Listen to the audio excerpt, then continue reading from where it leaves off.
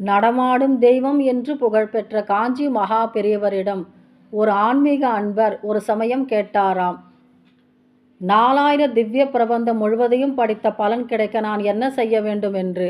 அதற்கு காஞ்சி மகா பெரியவர் கூறிய பதில், இந்த ஒரே ஒரு பாசுரத்தை பாடினால் 4000 திவ்ய பிரபந்தத்தை பாடிய புண்ணியம் கிடைக்கும்.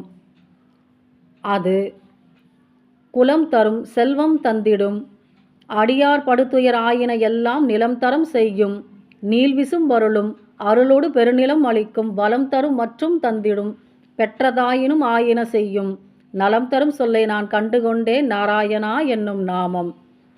இந்த பாசுரத்தை இயற்றியவர் திருமங்கையாழ்வார்.